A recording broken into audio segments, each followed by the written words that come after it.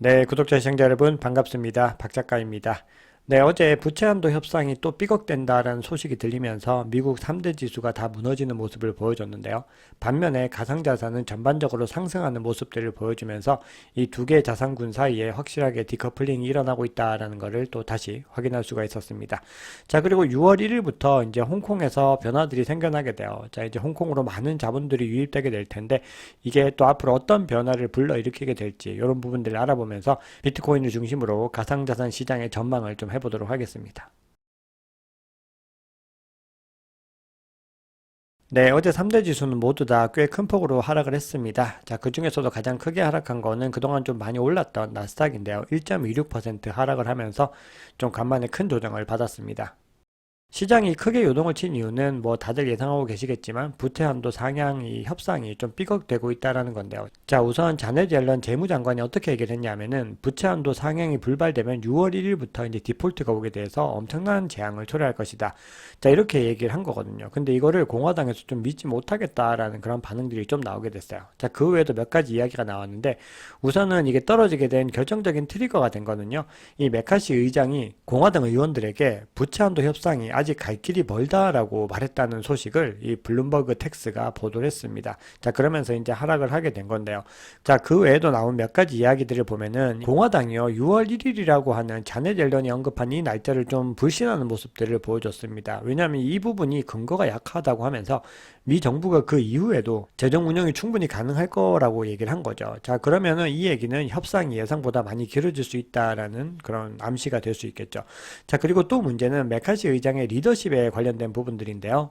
바이든 대통령과 합의안을 만들어 와도 의원 총회에서 이걸 또 거부할 가능성이 예고가 되고 있습니다. 왜냐하면은 메카시 같은 경우에는 이 공화당에서 의장으로 내세우긴 했는데 일부 강경파들이 이 선출에 반대를 해가지고 이례적으로 수차례 의장 표결을 거치고 나서 당선된 거거든요.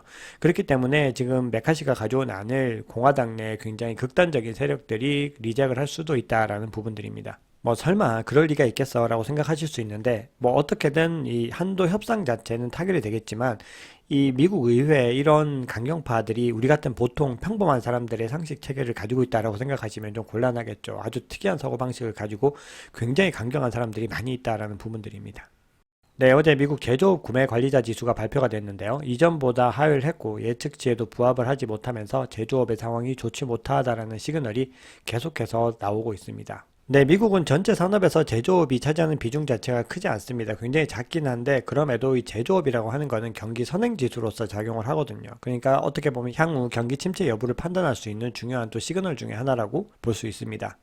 자, 미국 전체 산업에서 거의 압도적인 비율을 차지하고 있는 서비스 분야, 이 서비스 구매 관리자 지수 같은 경우는요, 네, 이전보다 상회를 했고요. 예측치보다도 크게 상회하는 모습을 보였습니다. 그래서 전체적으로 계속해서 상방으로 올라가는 그래프를 그리고 있죠. 자, 그래서 지금 현재 경기 침체에 대해서 여러 가지 의견들이 엇갈리는 이유들이 이렇게 지표들의 결과들이 조금씩 다르게 나오고 있기 때문입니다. 네, 어제 제임스 블라드 세인트루이스 연은 총재 발언을 말씀드렸죠. 두 번 정도 인상을 더 할 수도 있다. 뭐 이런 강경 발언들을 하고 있는데 지금 연준 내에서도 여러 가지 목소리들이 많이 나오고 있어요. 그런데 공통적으로 일치하는 의견은요. 지금 긴축 사이클이 중단됐다는 신호를 아직까지 줘서는 안 된다라는 부분에 있는 것 같습니다. 네, 다음 달에 금리를 동결해야 된다라는 의견이 다시 또 70% 초반대로 내려앉았습니다. 이게 계속해서 줄고 있고요. 0.25%포인트 상향해야 된다는 의견이 좀 늘어나고 있는 그런 분위기입니다. 네, 그럼 비트코인 차트를 보겠습니다. 자, 어제 비트코인은 미국 3대 지수와 다르게 상승의 움직임을 보여줬고요. 그럼에도 저항을 뚫지 못하고 다시 조금 더 지금 현재 시간 기준으로는 하락하는 모습을 보여주고 있습니다. 네, 어제 가상자산 시장이 전반적으로 분위기가 좋은 편이었습니다. 자, 보시면은 비트코인도 1.31% 상승을 했고, 이더리움은 거의 2% 가까이 상승을 했습니다. 그리고 도지코인을 제외하고 나머지 알트코인들, 주요 알트코인들 대부분이 좀 상승하는 움직임을 보여주었습니다. 네, 어제 비트코인 도미넌스는 48을 잠깐 터치를 했는데 다시 하락하는 모습을 보이면서 이 48%에 좀 굉장히 강하게 저항이 형성이 되어 있다는 것을 또 재확인하게 되었습니다. 네, 공포 탐욕 지수는 계속해서 50을 유지하고 있습니다. 네, 중립 상태를 유지하고 있죠. 네, 그러면 CVD 차트를 보겠습니다. 어제 시장은요, 전반적으로 큰 고래들이 주도한 시장이었다라고 볼 수가 있는데요. 먼저 파이어 차트를 보시면은 우선 매수벽은 요 하단 부분에 표시가 되어 있어요. 그래서 가장 지금 현재 뚜렷하게 매수벽이 존재하고 있는 구간은 25K에서 가장 뚜렷하게 이 매수벽이 존재하고 있고요. 그 위로 계속해서 촘촘하게 매수벽이 존재하고 있습니다. 그래서 25K가 가장 강력하게 형성이 되어 있기 때문에 가장 강력한 지지 구간으로 작용할 수 있고요. 그 위쪽에서도 계속 촘촘하게 되어 있기 때문에 어느 구간에서 반등을 할지는 판단하기가 좀 어렵습니다. 근데 어쨌든 지금 이 구간까지 전혀 내려오지 않았고요.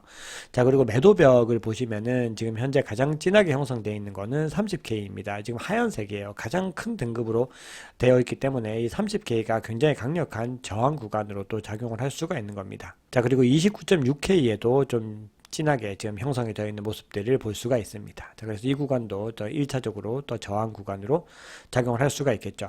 네, 그럼 CVD 차트를 보겠습니다. 네, 가장 큰 고래인 갈색 고래 같은 경우는요, 계속해서 홀딩하다가 이 지점에서 이제 먼저 진입을 했습니다. 그래서 가격이 반등하는 모습들을 보이고 있죠. 자, 그리고 일정 부분 이제 좀 꽤 큰 물량으로 매입을 하고요. 지금 홀딩을 하고 있는 그런 그림을 보여주고 있습니다. 자, 두 번째로 큰 보라색 고래 같은 경우도요, 지금 거의 비슷한 시점에 조금씩 부분 매입을 해서요, 이 지점에서 크게 매입을 했습니다. 이때 가격이 굉장히 크게 상승하는 모습들을 보이고 있죠.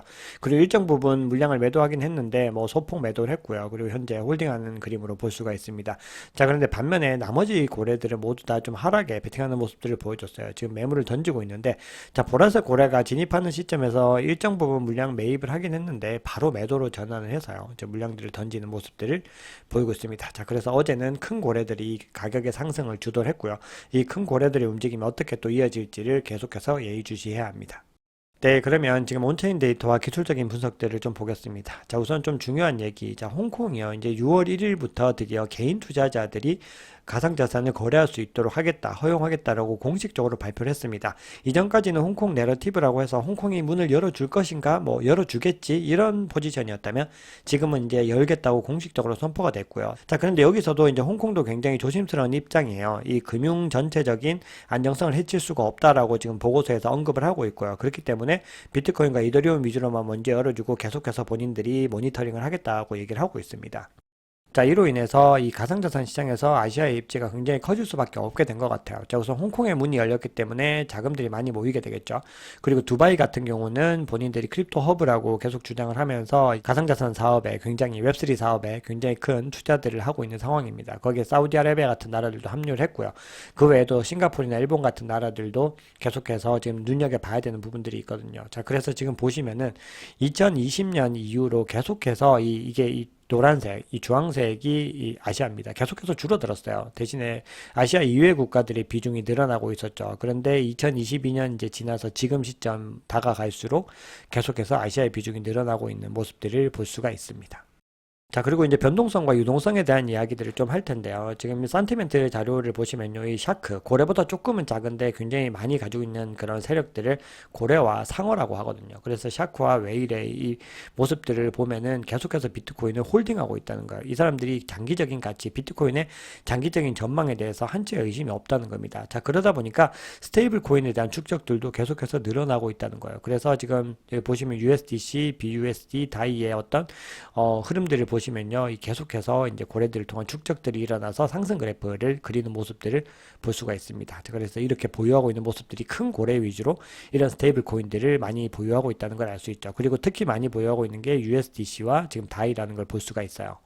자, 그리고 1년 이상 휴면 BTC가 전체 공급량의 무려 68%입니다. 지금 보시면은 1년 이상 지금 아무런 움직임 없이 계속 가지고 있는 비트코인 물량이 68%에 해당된다는 겁니다. 그리고 2년 동안 계속해서 이제 축적만 되어 있는 게 54.8%고요. 그리고 3년이 40%, 무려 5년 동안 움직이지 않은 물량도 29% 가까이 된다는 겁니다. 자, 이 얘기는요, 어떤 의미로 볼 수가 있을까요? 네, 바로 이 장기 보유자들이 이 가치를 갖다가 알고 있기 때문에 꾸준히 홀딩하는 포지션을 가지고 있다라는 거겠죠.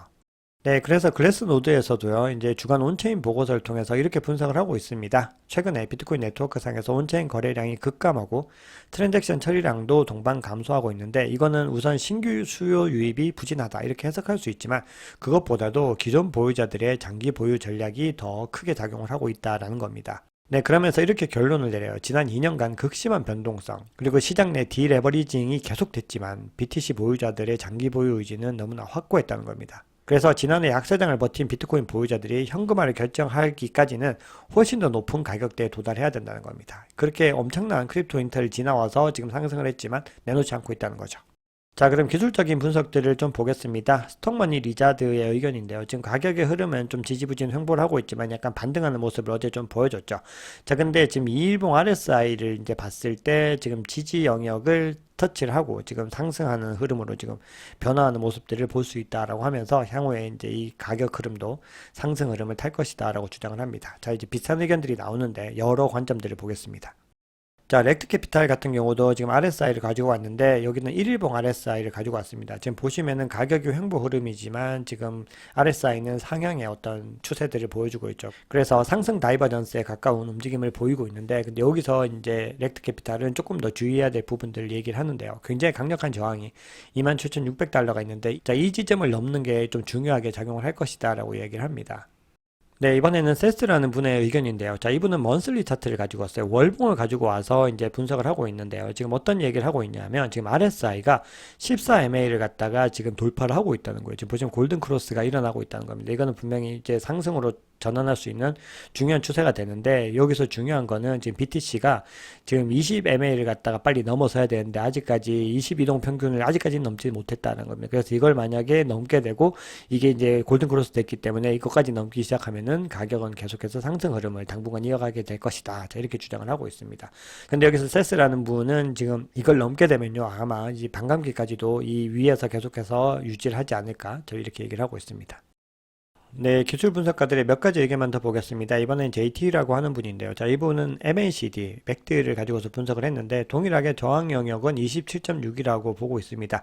자, 그러면서 현재 이 지점에 있는데 지금 맥드가 불크로싱이 일어나고 있다는 거예요. 그래서 지금 골든크로스가 일어나고 있는 상황에서 지금 히스토그램 바가 지금 녹색으로 전환이 됐다는 거예요. 자, 그 부분들은 지금까지 역사적으로 봤을 때 이런 신호들이 왔을 때 상승 신호를 보여줄 가능성이 높다라고 이야기를 하고 있습니다. 네, 이번에는 크립토콘이라는 분의 의견인데요. 자, 이분은 볼린저 밴드의 어떤 띠 너비를 가지고서 지금 분석을 하고 있습니다. 자, 이분이 두 가지로 보고 있는데요. 자, 지금까지 큰 대세 상승장에서 보여줬던 두 가지 시그널인데 첫 번째는 변동성이 아주 극도로 낮아지는 그 상태라는 거예요. 자, 보시면 이렇게 낮아졌는데 지금 이 부분이 마이너스까지도 내려갔던 부분들은 지금 2015년 이후로는 거의 처음이라는 거거든요. 그래서 지금 그만큼 변동성이 낮아져 있는 그런 상태에서 띠 너비가 이렇게 좁아지는 모습들을 보인다는 겁니다. 상승장이 오기 전에는 이렇게 띠너비가 좁아지는 거죠. 그래서 이 두 가지의 신호들을 통해서 봤을 때 지금 이제 상승장의 초입에 있다라고 분석을 하고 있습니다. 네, 이번에는 트레이더 타디그레이드 앨런이라고 하는 분인데요. 자, 이분은 하락 쐐기형 패턴을 가지고 왔는데 여기서 하나 더 추가를 해서요. 피보나치 되돌림이 지금 0.382 수준에서 지금 이 하락 쐐기형 패턴이 일어나고 있는 게 과거에 상승 전에 이제 있었던 어떤 패턴과 동일하다는 거예요. 그래서 이게 2021년에 이렇게 상승했던 이 그림과요. 지금 현재 시점에서도 동일한 패턴을 가지고서 상승할 가능성이 있다. 자, 이렇게 주장을 하고 있습니다. 네, 제가 앞에서 소개해드렸던 부분들은 다 기술적인 분석들입니다. 뭐 거시경제의 변화들이나 이런 부분들보다는요, 지금까지의 패턴의 어떤 유사성들 그리고 지표의 움직임들에 더 중점을 두기 때문에요. 갑작스러운 변화라든지 그런 변수들을 다 반영할 수 없어요. 그래서 차트를 굉장히 많이 활용하는 게 투자에 도움이 되지만 맹신을 하면 안 된다라는 게 그런 부분이죠. 자, 뱅크 오브 아메리카 같은 경우는 반대 입장을 냈습니다. 암호화폐 시장이 단기 상승 여력은 좀 제한적일 것이다 이렇게 얘기합니다. 자, 여기서 중요한 게 단기에 있습니다. 장기 랑은 다 무관하다는 부분들 여러분들 염두에 두시면 좋을 것 같아요. 자, 뱅크 오브 아메리카가 보고서에서 어떤 이야기를 했냐면요. 시장 침체, 낮은 신뢰도 그리고 거시적인 환경, 그렇죠. 매크로 변수 등이 암호화폐 시장의 상승 여력을 굉장히 제한할 것이다 라고 합니다. 자, 그러면서 네, 개인 투자자들의 관망세가 지속되면서 거래량이 줄고 변동성이 커질 것으로 보인다 이렇게 전망을 하고 있습니다. 그러면서 현재 분위기에서는 이 모멘텀 전략이 더 유효하다고 얘기를 하는데 자, 지금 보시면 거래량이 줄었는데 변동성이 커진다 이렇게 얘기를 했죠. 원래 거래량이 줄면 변동성이 지금 앞에서 보여드린 이 온체인 데이터에 보면은 변동성도 굉장히 적었잖아요. 여기서 커진다고 하는 거는 아마도 지금 하락 쪽으로 얘기를 하는 것 같아요. 왜냐면 조금만 트리거가 나와도 변동성이 확 달라질 수 있는 거잖아요. 왜냐면 거래량이 워낙 적기 때문에. 근데 여기서 변동성이 커진다는 건 아마도 지금 하락으로 크게 내려갈 수 있지 않을까 이렇게 전망을 하는 것으로 저는 해석을 하고 있습니다. 자, 그러면 중요한 뉴스들 몇 가지만 전해드리겠습니다. 자, 마이클 세일러가요. 비트코인에 대해서 좀 극찬을 하고 있는데요. 비트코인만 상품이다라고 얘기를 합니다. 그래서 다른 토큰은 규제 대상이 되기 때문에 자금과 개발이 아마도 비트코인 생태계로 몰리지 않을까 이렇게 주장을 합니다. 이게 마이크 셀러가 지금 BRC20 토큰과 오디너스 프로토콜 같은 것들을 굉장히 옹호하고 있는데 그것과 좀 일맥상통하는 부분들이 있어요. 어쨌든 비트코인이 여러 가지 생태계의 어떤 수요들을 가지고 오려면은 이더리움이 하고 있는 여러 가지 퍼포먼스들을 해낼 수 있어야 된다는 입장으로 보이거든요. 자, 그리고 마이크 셀러는요, 모든 대형은행이 BTC 서비스를 제공하게 될 것이다 라고 주장을 하고 있습니다. 지금 현재 이제 분위기를 봤을 때 경제적으로나 물리적으로나 정치적으로나 여러 이유로 전 세계 모든 기관들이 리스크 해지 용도로 비트코인을 받아들일 수밖에 없는데, 자, 그렇게 됐을 때 기관과 기업, 뭐 교회 같은 이런 큰 규모의 어떤 기관들이 들어오게 되면은 이거를 보관해주는 서비스들이 굉장히 중요하죠. 수탁 서비스가 너무 중요해진다는 거예요. 그렇게 되면 은행이 자연스럽게 BTC를 보관 및 관리해야 할 것이다 라고 강조를 하고 있습니다. 네, 이렇게 확신에 찬 어떤 발언들을 하니까요. 이 마이크로 스트래티지가 암호화폐 노출의 대안으로 코인베이스보다 매력적이라고 이 독일의 투자은행인 베렌버그가 이제 이야기를 했습니다. 자, 이 얘기는 코인베이스 사는 것보다 마이크로 스트래티지 사는 게 더 좋고, 만약에 비트코인 사는 게 좀 불안하면 그냥 마이크로 스트래티지를 사라, 이런 식으로 해석을 할 수가 있겠죠. 자, 맥스 카이저라고 해서 굉장히 비트코이너 중에서 비트코이너, 굉장히 강경한 비트코인 맥시멀리스트가 있는데요. 또 이렇게 얘기합니다. 리플 무가치한 코인이다.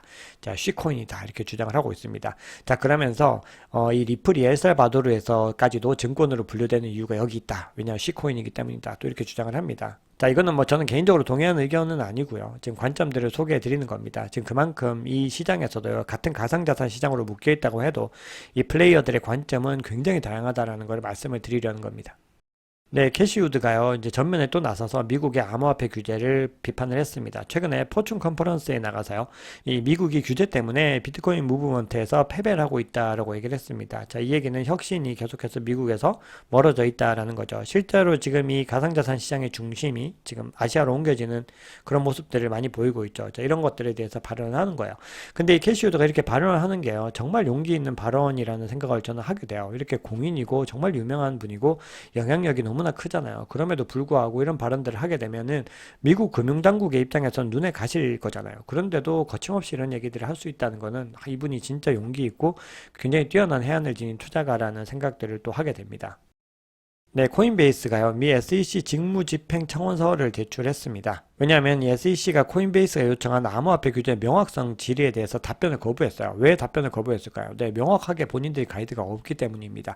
자, 그래서 거기에 대해서 코인베이스가 물러서지 않고 제대로 이걸 마련해야 된다라고 해서 다시 반격에 나선 겁니다. 지금 SEC는요, 논리가 너무 빈약합니다. 실제로 이거는요, 저희가 가상자산 시장에 지금 투자를 하고 있기 때문이 아니라 실제로도 그냥 증권법을 따라야 된다 말고는 아무런 논리를 제시한 적이 없습니다. SEC가. 자, 그럼에도 불구하고 글로벌 시장에서 전체적으로 암호화폐에 대해서는 좀 보수적인 스탠스가 더 많이 작용을 하고 있습니다. 국제증권감독위원회 사무총장이요, 각국 암호화폐 규제 보다 민첩하고 더 과감하게 해야 된다라고 주장을 하고 있습니다. 지금 앞으로 남은 기간 동안에도요, 규제 이슈가 굉장히 중요하게 작용을 하게 될 텐데요. 그 부분들 계속해서 지켜보시면서 시장이 어떻게 흘러가는지 함께 보면 좋을 것 같습니다. 자, 오늘 준비한 이야기는 여기까지입니다. 여러분들 내용이 도움이 되셨다면 구독, 좋아요, 알림 설정, 댓글 정중하게 부탁드리겠습니다. 지금까지 박 작가였습니다.